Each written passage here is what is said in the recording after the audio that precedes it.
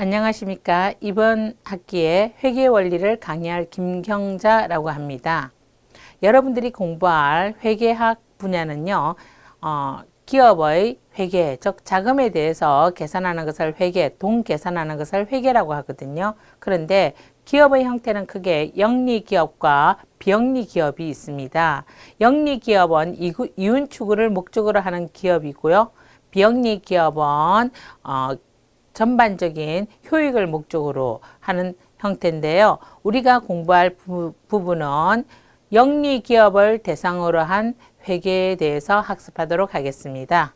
그러면 회계란 무엇인가 하는 기초 개념을 살펴보도록 하겠습니다. 자, 회계학의 기본 개념으로서 회계의 정의와 특성에 대해서 살펴보도록 합니다.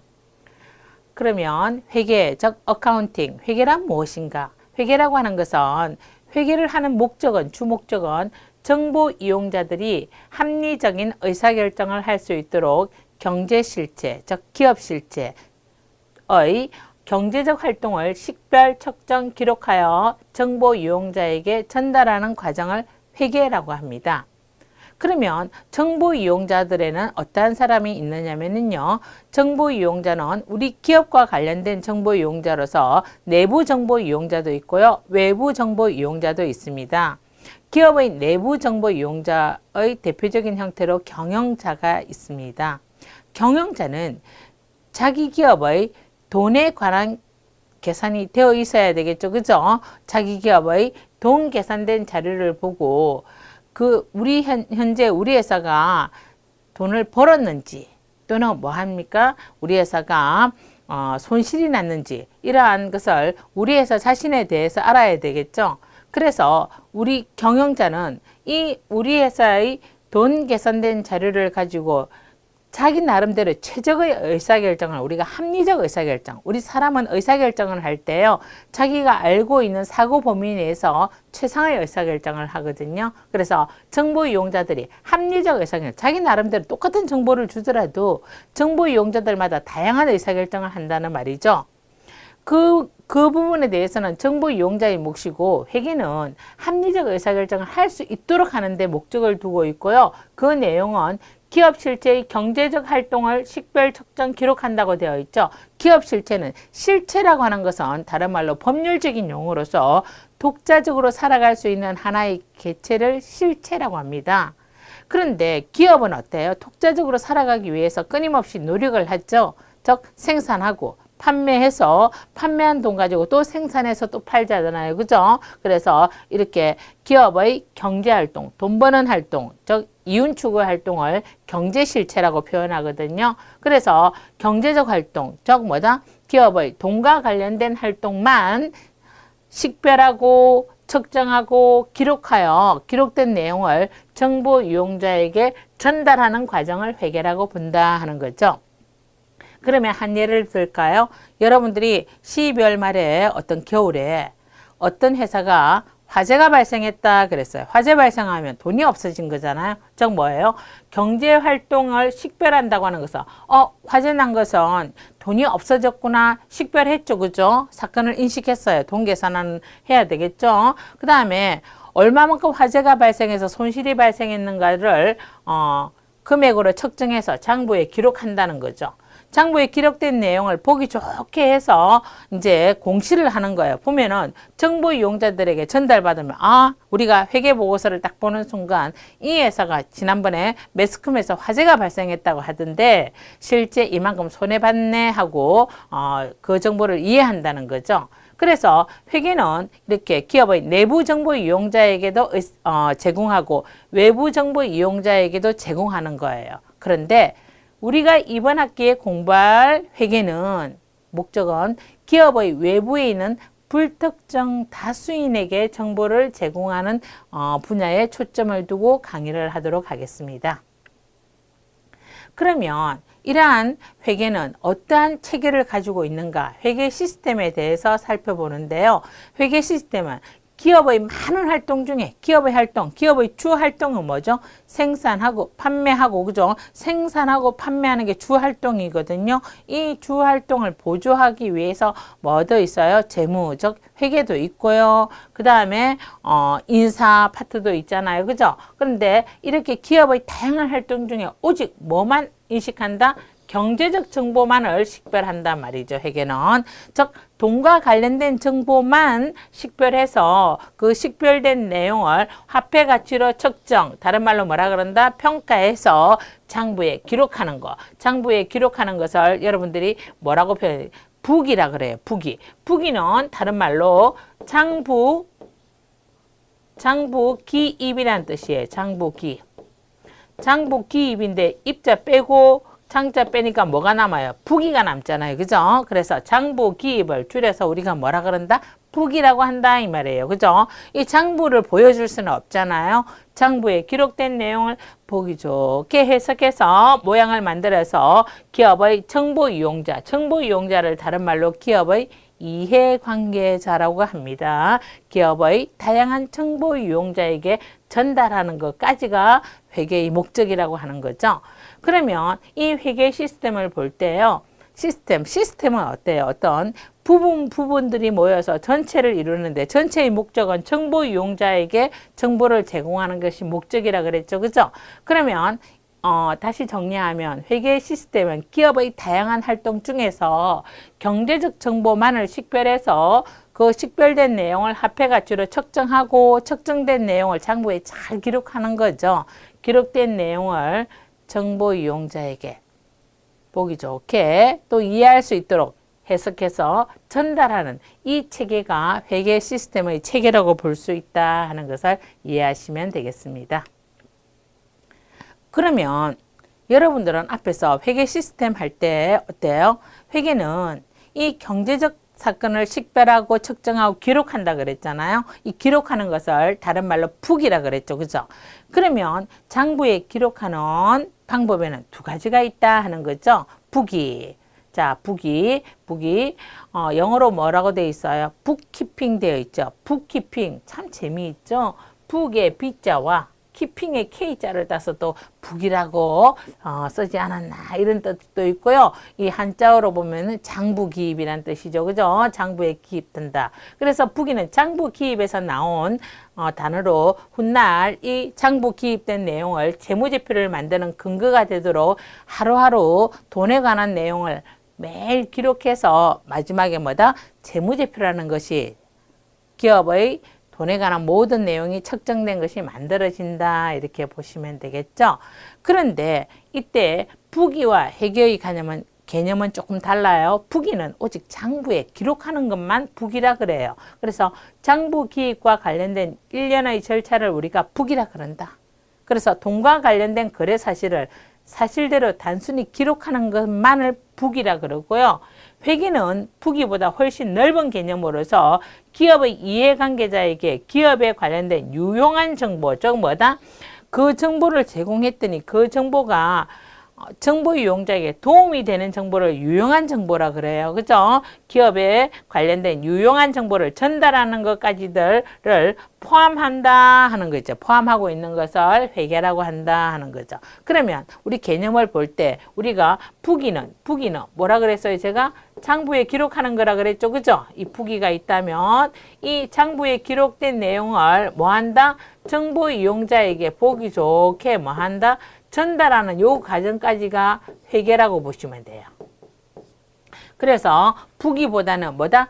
회계가 훨씬 더 큰 개념이다 이렇게 생각하시면 되겠죠. 그래서 여러분들이 나 회계 잘한다 이렇게 말을 할 수 없는 거에 장부에 기록 잘한다고 회계 잘하는 건 아니다 하는 거죠. 기록된 내용을 잘 해석해서 전달해서 정보 이용자의 의사결정에 도움이 되는 정보, 유용한 정보를 만들어내는 것까지가 회계의 범위라고 생각하시면 되겠습니다. 그러면 우리가 이렇게 전달하려면 일단 순서적으로 볼 때 1차적으로 먼저 해야 되는 게 부기잖아요. 부기, 장부 기록이잖아요. 근데 장부 기록하는 방법은 크게 두 가지가 있어요. 장부에 기록하는 방법은 단식부기와 복식부기라 그러는데, 이 단식부기는 우리가 회계에서 말하는 용어고요. 세법에서는 이 단식부기를 간편장부 의무자라고 표현하고 있어요. 간편장부 의무자. 자, 단식부기는 일정한 원리 원칙 없이 상식적으로 단순히 기록하는 방법으로 자기 검증 기능이 없는 불완전한 부기다. 내가 적기는 적었는데 잘 적었는지 못 적었는지 모르는 거 있잖아요. 그죠? 이때 여러분들이 단식은 딱 한 번만 기록하는 거예요. 우리가 이 돈의 흐름이, 돈이 들어왔다 그러면 들어온 원인이 있었을 거잖아요. 그런데 단식부기는 돈에 대한 뭐만 기록하냐면은 결과만을 기록하는 부기를 뭐라 그런다? 단식부기. 예를 들어서 볼까요? 자, 우리 회사가 10월 1일 날 돈이, 현금이 100만 원 들어왔다 이런 거 있죠. 100만 원. 그러면 100만 원 들어왔다. 10월 5일 날 현금이 5만 원 나갔다. 그러면 얼마예요? 100만 원 들어왔고 5만 원 나갔어요. 그럼 얼마 남아있어 돈이? 95만 원 남아있다 하는 게 단식부기예요. 돈 들어온 거. 즉 쉽게 생각하면 이렇게 표현해줘. 구멍가게 주인은 금액이 크지 않기 때문에 노트에다가 어느 집 갑돌이네 얼마 외상 가져갔고 뭐 그러니까 갑돌이네가 얼마 갚았고 이런 거 있잖아. 언제 얼마가 나가고 들어오는지를 적어 놓은 것으로 충분한 부기가 단식부기라 하는 거죠. 주로 가계부 적는 거, 학교, 종교단체 등에서 사용하는 장부 기장 방법이 단식부기라고 생각하시면 된다 하는 거죠. 단식부기는 돈이 왜 들어왔는지 나갔는지 몰라. 그냥 뭐다? 들어온 게 중요하고 나간 게 중요한 결과만을 기록하는 부기를 단식부기라고 한다. 이렇게 알아두시기 바랍니다. 다음으로 복식부기. 우리 회계에서는 복식부기라고 하는데 세법에서는 복식부기 의무자 이런 말을 써요. 다 같은 말이에요. 복식은 더블이잖아요. 그죠? 저 뭐다? 두 번 기록하는 부기를 복식부기라고 하는 거죠. 예를 들어서 앞에서 제가 예를 든 내용으로서 10월 1일 날 돈이 100만 원 들어왔어요. 현금 100만 원 들어왔다. 100만 원 들어왔다. 들어온 것은 결과죠. 들어오게끔 한 원인이 있어요.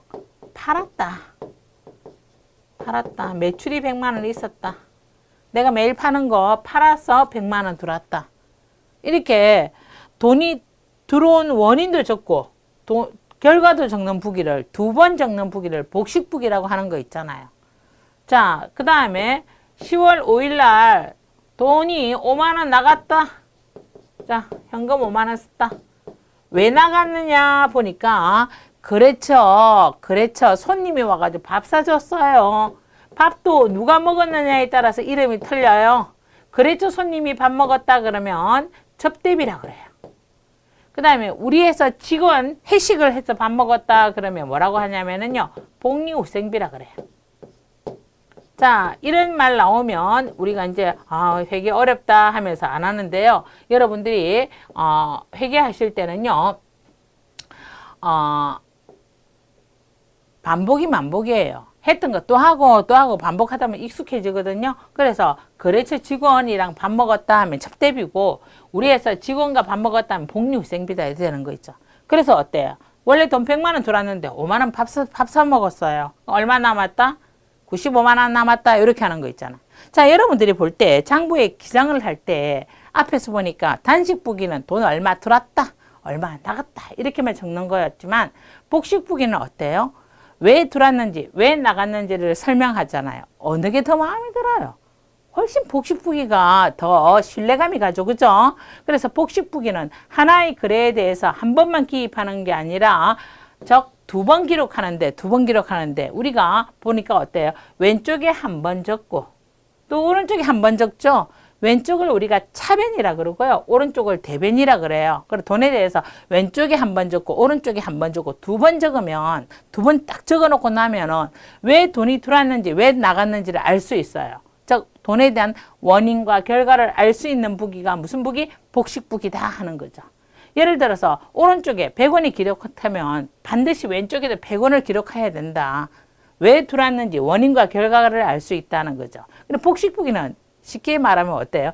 오른손이 하는 일을 왼손이 모르게 하는 것이 아니라 오른손이 하는 일 왼손이 모르게 하는 게 단식부기잖아요. 좀 의심스럽잖아요. 그죠? 그런데 오른손이 하는 일을 왼손도 알아야 되는 부기가 복식부기고, 우리 일반적으로 법인의 기업들은 반드시 복식부기를 써야 되는 거죠.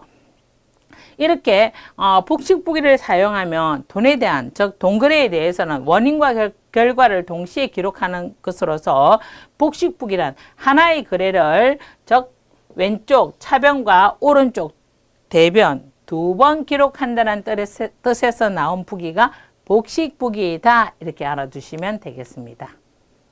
그러면 이 복식부기를 여러분들이 공부하게 될 건데요. 복식부기 어렵다고 사람들이 막 그래요. 그런데 이 복식부기는 어디서부터 시작되었냐면요, 루카 파치올리란, 즉 이탈리아에 있는 에서 탄생을 했어요. 자, 언제? 1494년, 약 520년이 넘었잖아요. 그죠? 베니스 상인들이 사용하던 복식부기 방식을 산술, 기하, 비례총남이라는 책을 통해서 소개되었다 하는 거죠.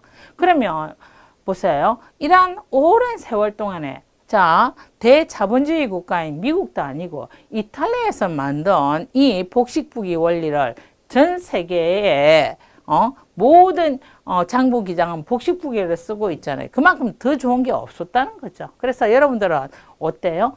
역사를 보니까 요때 배웠던 사람들이 다 쓰고 간샀는데, 지금 내가 늦게라도 이 공부를 해두면 우리가 사람들이 돈에 대해 돈을 엄청 좋아하지만 돈에 대한 공부를 너무 안 하고 사는 것 같아요. 그래서 좀 어렵지만 이번 학기에 한번 배우면 아는 것만큼 보여요. 그리고 아는 것만큼 혜택도 보는 거니까 학습을 해두는 게 좋을 것 같고요. 그런데 사실은 이 복식부기가, 자, 대한민국 우리나라 같은 경우에 사개송도 치부법이라고 개성부기 있잖아요. 연도보세요. 고려시대 이보다 훨씬 더 앞에 915년에 탄생된 거 있죠. 1492년에 보급되었다는 설이 있다는 거죠. 증거자료 없대요. 왜? 그 당시에는 상인들을 천시하는 풍조였기 때문에 다 증거물이 없는 거 있잖아요. 그죠? 그래서 좀 억울한 면도 있어요. 우리나라가 더 먼저 시작했는데, 우리나라가 먼저 시작했다는 건 증거 자료가 없기 때문에요. 그리고 향후에 여러분들이 또 이제 우리 공부 끝나고 난 뒤에 대학원 공부하면서 사개송도 치부법, 개성부기 연구한다 그러면 곤란하죠. 증거도 없는 거 있잖아. 설을 또 엎어야 되니까. 그죠? 가끔씩 그런 또 학생들을 볼 때는 안타까운 면도 있더라고요. 그래서 이거는 설만 있을 뿐이고 증거가 없다는 거. 증거가 있는 이 내용을 우리가 참고해 두시기 바랍니다. 미국이 아니다. 어디다? 이탈리아에서 시작됐다 하는 거 있잖아요. 제가 두 번 얘기하는 것은 그만큼 시험에 많이 출제된다 이 말이 있죠. 자, 그 다음에 우리가 회계의 기본 개념에 대해서 공부했고요. 회계의 기본 개념에서 여러분들이 알아두실 내용은 회계란 무엇인가 하는 거. 회계를 왜 하느냐. 정보 이용자에게 유용한 정보를 제공하려고 한다.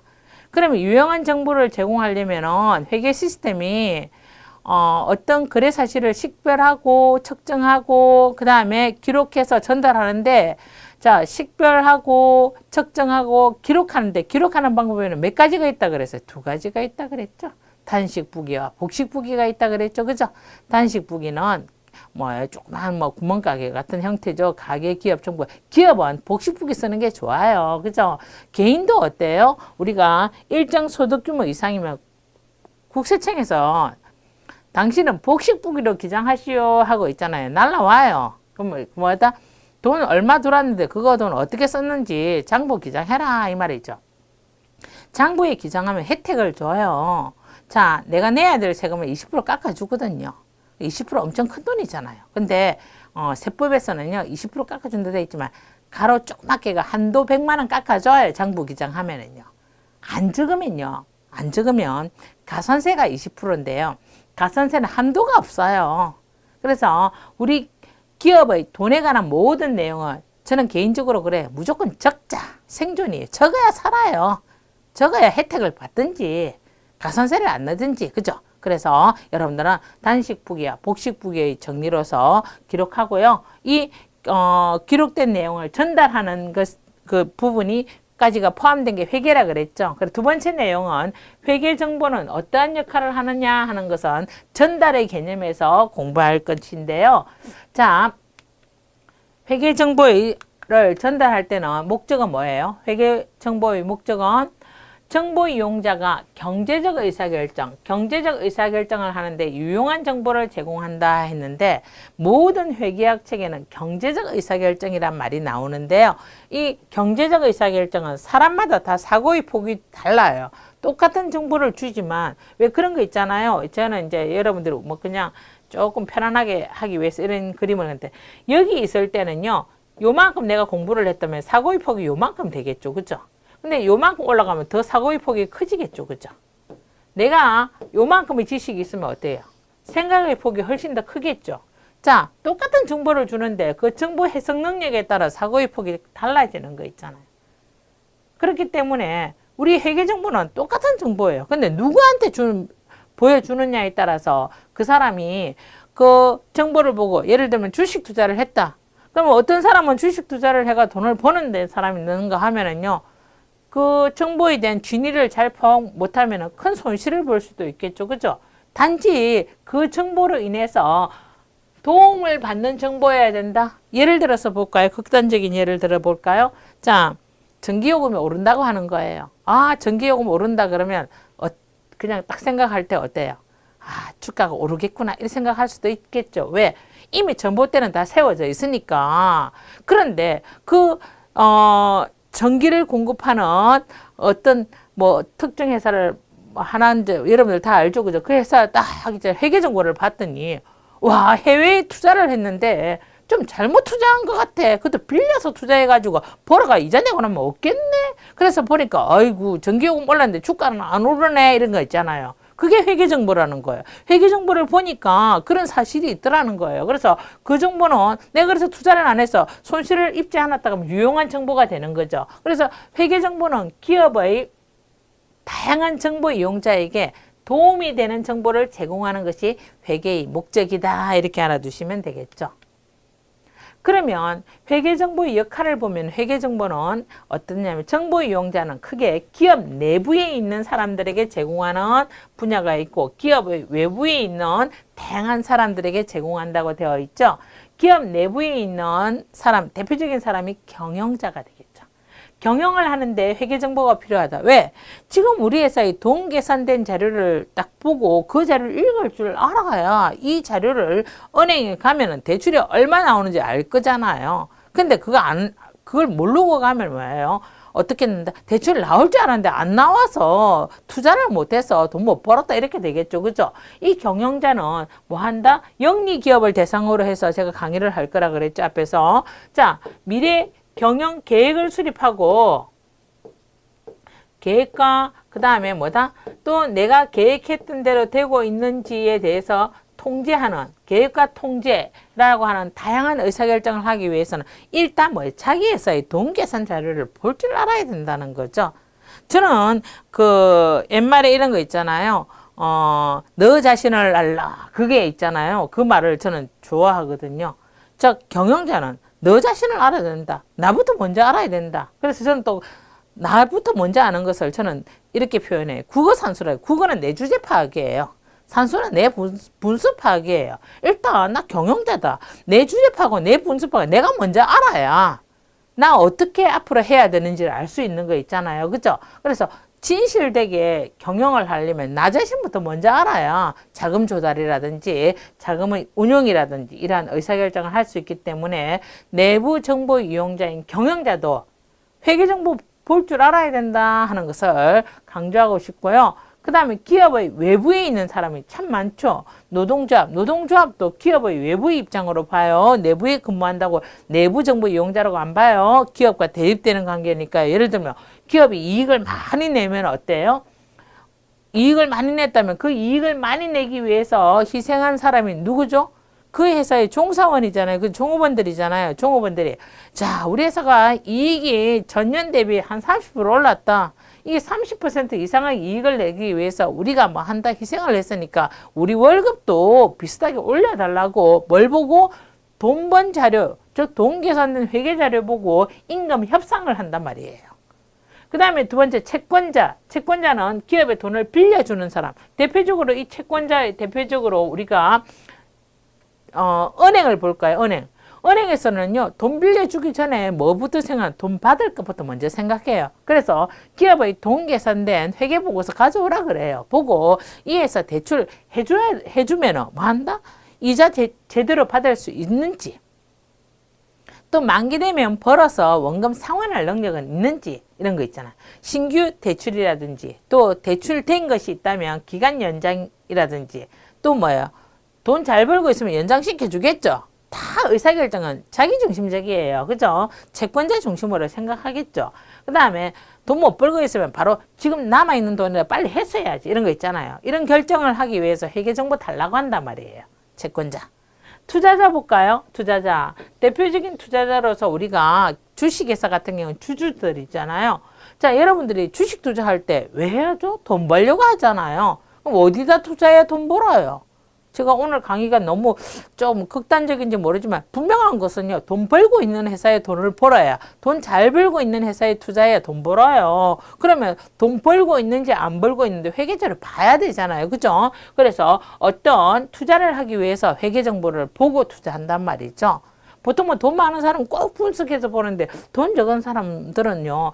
그 돈이 뭐예요? 더 어려운 돈일 텐데 회계정보 안 보는 거 곤란하단 말이에요. 그래서 우리가 뭐다? 투자자도 회계정보 보고 투자한다는 거예요. 공급자. 어떤 회사에 원자재를 공급한다. 이 사람도 공급하고 나면 돈 받아야 되잖아요. 원자재 대금을 회수할 능력이 있는 거래처인지를 알아야 되겠죠. 그래서 회계자를 보고 이 회사에 계속 납품을 해 말어 이런 거 있잖아요. 그죠? 그래서 계약의 지속 여부 등 거래를 하는 데 필요하다 하는 거죠. 다음으로 세무서가 있어요. 세무서는 어때요? 과세에, 그죠? 자, 우리가, 이런 거 있잖아요. 절대 우리가 살면서 피해갈 수 없는 게 세금과 주금이란 말이 있잖아요. 그죠? 세금은 내 돈 벌었다면 세금은 꼭 따라다녀요. 그러면 이 세무서에서, 국세청에서는 우리가 과세액을 결정할 때 뭐 보고 해야 되겠어요? 돈 어떻게 벌었는지, 얼마 남아있는지 회계자료 보고 과세액을 결정해야 되겠죠. 그죠? 다음으로 정부당국에서는 어때요? 기업들이 돈을 버니까 그 기업들이 어떻게 제대로 경영을 하고 있는지, 또는 뭐다? 또 기업의 번 돈을 가지고 어떻게 뭐 한다? 감독해야 해서 어떻게 정책을 이끌어 갈 것인지. 그래서 정부 당국은 정책 수립이라든지 조세 징수라든지 그 다음에 그 기업을 감독하고 규제하기 위해서 회계보고서 본다는 거죠. 소비자도 마찬가지로 볼 수 있죠. 내가 엄청 고가의 제품을 구입하려고 하는데 그 회사가 부도가 나면 애에서 못 받잖아요. 그죠? 그 다음에 이 회사가 계속 뭐예요? 이익이 난다면 품질이 좋아지고 있는지, 가격은 오르고 있는지, 떨어지고 있는지 이런 거 있잖아요. 그죠? 그래서 소비자도 어떤 의사결정을 할 때 회계정보를 필요로 할 수 있다 하는 거죠. 그러면 여러분들이 기업의 내부 정보 이용자에게도 회계정보가 전달되고 외부 정보 이용자에게도 전달되는데 내부 정보 이용자에게 전달되는 이 분야를 우리가 회계를 뭐라고 하냐면요. 관리회계라 그래요. 그 다음 기업의 외부 정보 이용자에게 제공되는 회계를 우리가 재무회계라 그래요. 재무회계. 자, 재무회계. 그런데 우리가 관리회계는 보는 사람이 경영자밖에 없어요. 그래서 좀 편안해요. 일정한 원리 원칙도 없어요. 경영자가 뭐 글자 보기 싫어하면 그림으로 표현해도 되는 게 관리회계예요. 근데 재무회계는 어때요? 기업의 외부에 불특정 다수인, 이거 제가 다 못 적어서 그렇지 엄청 많이 있을 수 있겠죠. 그죠? 근데 국내만 있겠어요? 좀 뭐 한다? 세계 돈 잘 벌고 있는 기업들은 뭐예요? 전 세계의 자금이 오거든요. 그러면 이렇게 기업의 외부에 있는 불특정 다수인들에게 제공하는 재무회계는 굉장히 시끄러워요. 왜? 어떤 사람은 그 정보를 보고 자기가 필요한 정보만 딱 보잖아요. 그죠? 그래서 그 정보가 도움이 되었다 안 되었다 시끄러워요. 그러면 이 시끄러운 동네를 조용히 하기 위해서요. 이 재무회계는요. 반드시 이렇게 하라 하는 규정, 원리 원칙이 있단 말이에요. 그걸 기업회계 기준이라 그래요. 그래서 여러분들이 기업회계 기준에 준해서 회계 처리가 딱 되면요. 기업의 외부에 있는 불특정 다수인들이 꼭 알아야 되는 회계 정보가 다 담겨져 있게 돼 있다는 거죠. 그래서 여러분들이 분식회계 이런 말 들어봤죠. 분식은 칼국수, 수제비 이런 거 아니에요. 뭐다? 기업회계 기준을 어기면 뭐 한다? 분명히 누군가에게는 이익이 되고 누군가에게는 손실이 될 수 있다 하는 거죠. 그래서 재무회계는 정해진 룰대로 해야 되고 분식이라고 하는 것은 가루분자 뿌릴 식자 해가지고 회계장부에다가 기록된 데다가 가루분을 뿌려가지고 두껍게 화장을 시켜 놓은 것을 우리가 분식이라 그래요. 그래서 이러한 기업의 외부에 이용되는 회계를 공부하기 위해서 세 번째 내용으로서 회계정보 이용자와 회계정보 해가지고 그 내용을 다시 설명하고 있어요. 자, 기업회계는 회계는 뭐다? 기업의 경제활동에 관한 내용을 식별 측정 기록해서 전달하는 것이 회계라고 했잖아요. 그죠? 근데 이 회계는 크게 어떻게 나누어진다? 재무회계와 관리회계로 나누어진다고 앞에서 설명했죠. 재무회계는 기업의 외부에 있는 앞에 있었죠. 외부에 있는 기업의 외부에 있는 다양한 사람들이 필요로 하는 정보가 다 담겨져 있어야 되는 회계가 재무회계고요. 관리회계는 기업의 내부에 즉 뭐다? 경영자가 필요로 한 경영자에게 도움이 되는 정보를 제공하는 회계가 우리가 이제 관리회계라고 하는데 우리가 이번 학기 공부할 회계는요. 회계원리 내용에서 재무회계 부분을 공부할 거예요. 기업의 외부에 있는 불특정 다수인들의 의사결정을 하는데 도움이 되는 정보를 제공하는 회계, 재무회계를 공부할 것이다 하는 거죠. 그러면 재무회계 앞에서 강의했던 내용을 다시 정리를 하자면요. 재무회계. 자, 주주, 은행이나 거래처, 국가나 지방 공공단체 등 기업 외부 정보 이용자에게 회사의 업적을 보고하기 위한 것 이렇게 했잖아요. 그죠? 어때요? 주주, 은행은 제가 앞에서 뭐라 그랬어요? 누구라 그랬죠? 채권자라 그랬죠. 우리 회사에 돈 빌려주고 돈 받을 사람, 그죠? 채권자, 거래처, 국가, 지방단체, 공공단체, 기업 외부의 불특정 다수인에게 제공하는 회계. 무슨 회계? 재무회계. 그래서 이 불특정 다수인들이 이 재무회계 정보를 통해서 자기에게 유용한 정보를 제공받는 회계라고 생각하시면 되겠습니다. 그러면 이 재무회계의 가장 대표적인 보고서를 재무제표로 하는데, 자, 여러분들은 재무회계의 마지막 최종 결과물이 재무제표, 제가 별 3개 띄웠어요. 엄청 중요해요. 왜? 여러분들이 검색하면 재무제표 인터넷 검색하면 다 나오잖아요. 그죠? 재무보고의 핵심적인 보고 수단으로서 기업 실체의 경제적 자원과 경제적 자원, 즉 경제적 지금 현재 가치 있는 것으로서 미래에 더 큰 가치를 창출할 수 있는 것이 경제적 자원이라 그러고요. 의무는요, 갚아야 되는 거. 자, 돈 갚아야 되는 거. 나중에 공부할 거예요. 부채라고 그래요.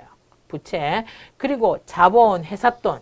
이렇게 경제적 자원과 의무 그리고 자본과 이들의 변동에 관한 정보를 제공하기 위하여 작성되는 대표적인 돈에 관한 보고서, 즉 회계 보고서가 재무제표다 이 말이죠.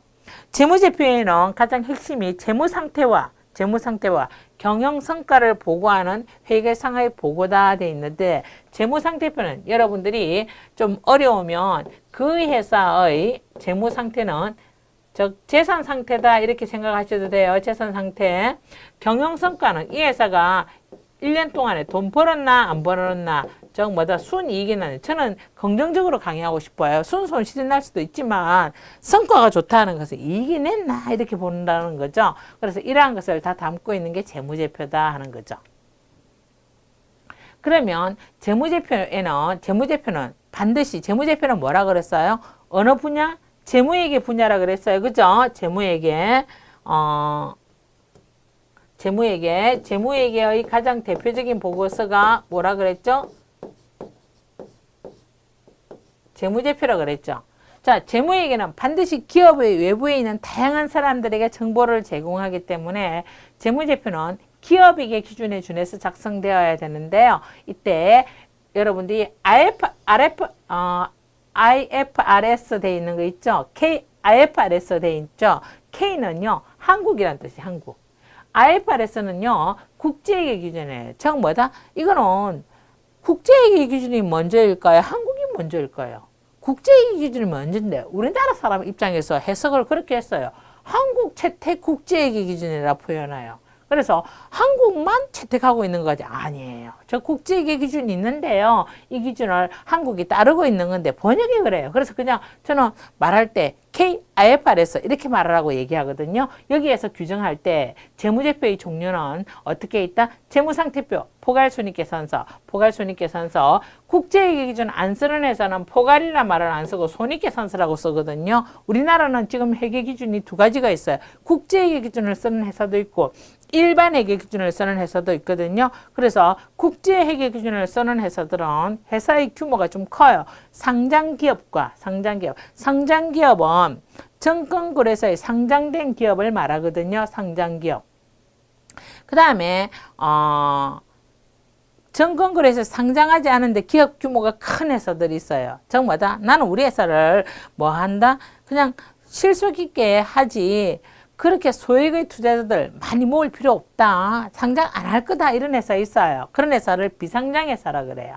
비상장 회사 중에서 총 자산이 120억 원 이상인 회사들은 국제회계 기준을 써야 돼. 왜? 비상장에 조용히 살고 있지만 사람들이 관심이 많아요.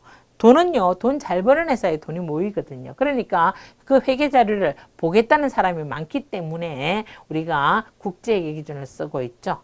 그 다음에 포괄손익계산서. 또 뭐다? 국제 기준 안 쓰는 회사는 손익계산서 쓴다 이 말이죠. 자본변동표, 그 다음에 현금흐름표, 주석 이렇게 재무제표가 나와 있는데 이 내용을 하나하나 볼까요? 재무상태표는 일정 시점에 있어서 기업의 재무상태, 즉 자산은 재산이라 생각하시면 되죠. 우리 회사의 전 재산이 있고 부채는 빚진 거, 부채는 뭐다? 빚진 거, 빚이라 생각하시고요. 자본은 뭐다? 빚은 갚아야 되는 거잖아요. 그죠? 그 다음에 이자를 줘야 되는 거. 자, 자본은 뭐다? 회사 돈, 투자받은 돈 이런 걸 자본이라 그래요. 좀 어렵게 생각할까봐 적어 놓았고요. 뒤에 가서 다시 설명할 거예요. 일정 시점이라고 하는 것은 그 회사가 1년을 사업연도로 볼 때 1년 딱 끝나는 시점을 우리가 결산 시점이라 그래요. 결산 시점에 있어서 기업의 재무상태, 자산부채 자본을 보고하는 것을 재무상태표라 그러고요. 그 다음 포괄손익계산서는 일정 기간 개념이에요. 일정 기간은 뭐다?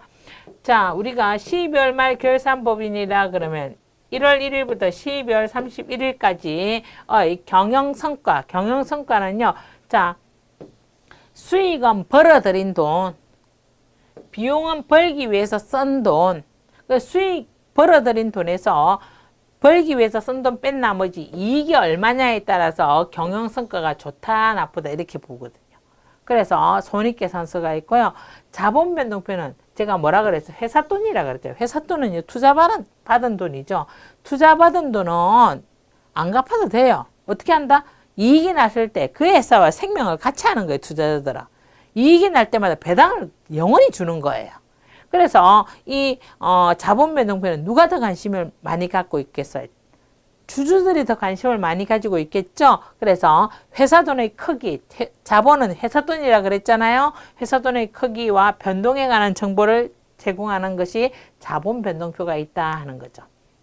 다음으로 현금흐름표는 일정 기간 동안에 현금의 유입과 유출, 즉 돈의 유입과 유출에 관한 현금흐름 정보를 제공하는 회계를 뭐라 그런다? 현금흐름표라 그런다 하는 거죠. 그 다음에 주석이 있는데 주석은 앞에서 재무제표에 뭐가 있다 그랬어요? 재무상태표.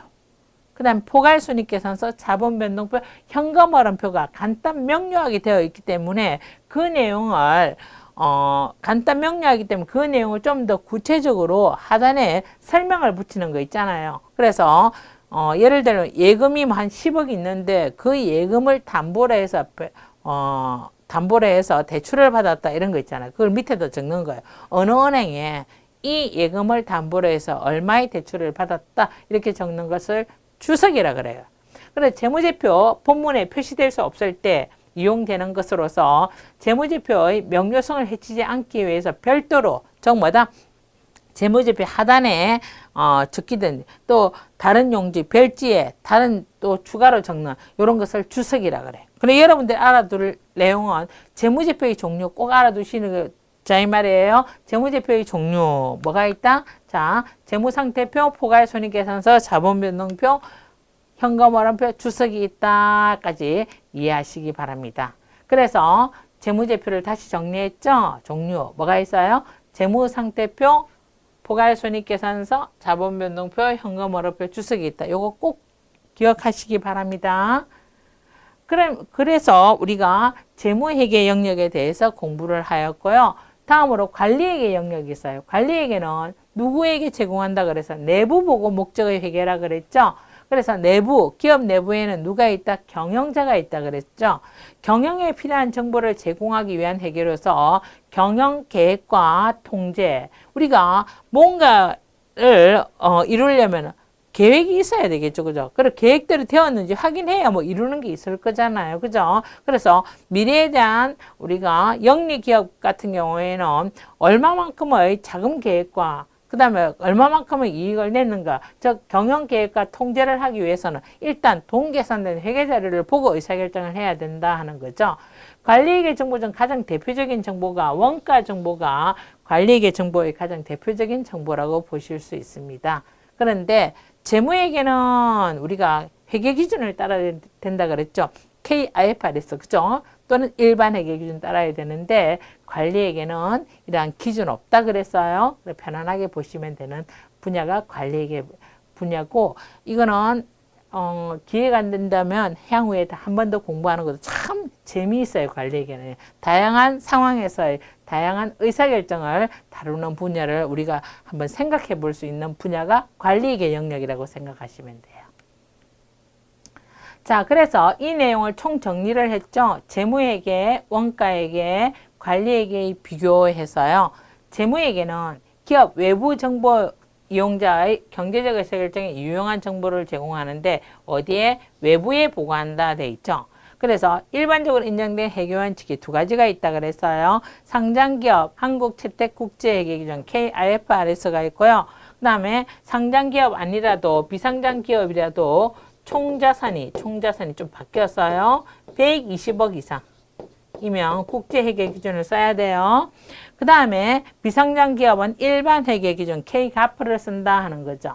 원가회계는요, 순수하게 우리 회사가 만든 제품의 원가를 계산하는 것이 목적이고, 원가 통제와 경제적 의사결정 및 성과를 평가하기 위한 정보를 제공하는 것이 원가회계인데, 이 원가 정보는 내부, 외부 보고 목적이고, 작성 근거는 원가 계산 준칙에 따라서 만들어져요. 그러면 이 원가 정보는 순수한 제품 원가를 계산하면 원가 회계고요. 이 원가 정보를 이제 기업의 내부 정보 이용자가 자기 나름의 기업 경영과 통제를 하기 위해서 그 경제적 의사결정에 유용한 정보를 제공하는 것을 관리회계라 그러는데, 이것은 내부 보고 목적이라고 볼 수 있죠. 자, 여러분들은 이번 시간에 회계의 기본 개념에 대해서 공부하셨습니다. 회계란 무엇인가 하는 의미에 대해서 공부를 하셨죠. 회계는 기업의 정보 이용자에게 유용한 정보를 제공하는 것이 회계의 목적이라 그랬어요. 이때 정보 이용자는 내부 정보 이용자와 외부 정보 이용자가 있다 그랬죠. 내부 정보 이용자에게 제공하는 회계를 관리회계라 그랬고요. 외부 정보 이용자에게 제공하는 회계를 재무회계라 그랬죠. 우리가 이번 학기에 공부할 내용은 재무회계 영역에 대해서 공부를 할 거고요. 재무회계의 가장 대표적인 보고서로서 재무제표가 있다는 것 중요하다 그랬죠. 재무제표의 종류에는 재무상태표, 포괄손익계산서, 자본변동표, 현금흐름표, 주석이 있다 하는 것까지가 공부를 했습니다. 그래서 이 재무제표에 대한 구체적인 설명은 다음 시간 이후에 계속 진행될 것 같고요. 그리고 여러분들은 이번 학기에 공부한 내용을 조금 집중적으로 반복해서 청취하시고 모르는 내용은 또 질문도 하시고 그랬으면 좋겠습니다. 자, 어려운 내용 듣느라 수고 많았습니다.